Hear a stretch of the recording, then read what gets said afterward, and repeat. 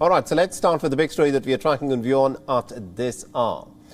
The protest sparked by the death of 22-year-old Mahsa Amini after she was taken into custody by Iran's morality police continue to escalate. The demonstrations have now entered into their fourth week, and according to reports on social media, Iran's school children reportedly were arrested inside of the school premises by security forces who arrived in vans without even a license plate.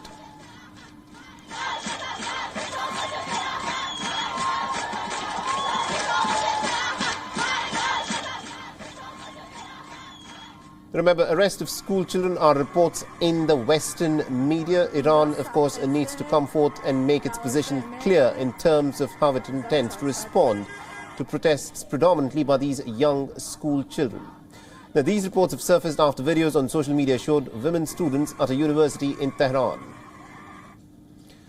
Now, these young girls chanted slogans during a visit by the Iranian President Ibrahim Raisi.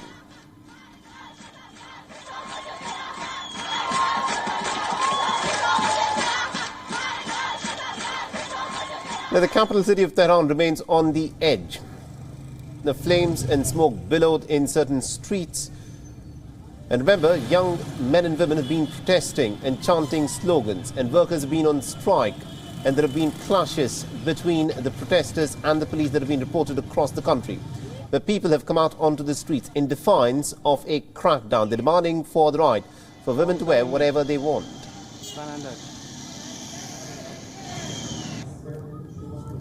The multiple fires were witnessed on the roads of the Iranian city of WION Route and Tehran as anti-government demonstrations have continued virtually unabated.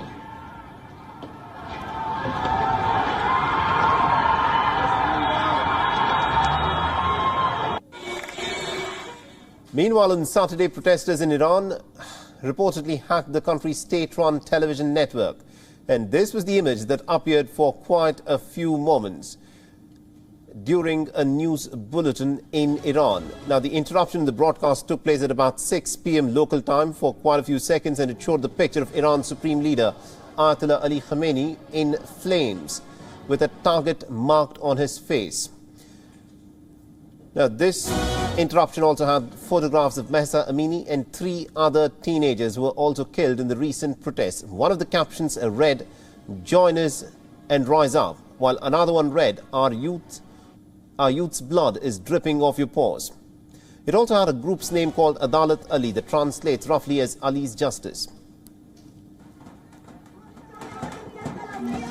Amidst the growing protest, 2 Islamic Revolutionary Guard Corps members were reportedly killed on Saturday in Sanandaj city of Kurdistan province.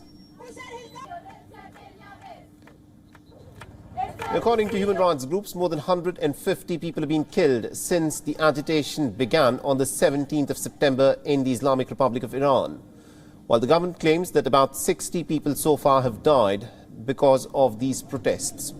Now, Iran, remember, is witnessing unprecedented countrywide anti-hijab protests after the death of 22-year-old Mahsa Amini, who was detained by Tehran's notorious morality police for allegedly not wearing her hijab appropriately.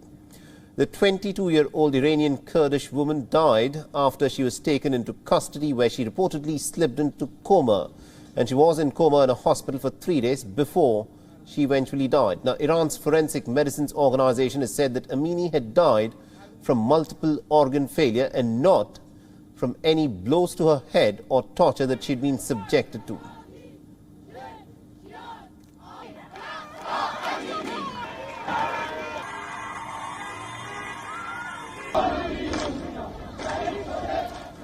Meanwhile, in a separate incident, at least about 90 people reportedly been killed in an unrest due to the rape of a teenage girl inside of a police station by a police chief in the Sistan Balochistan province.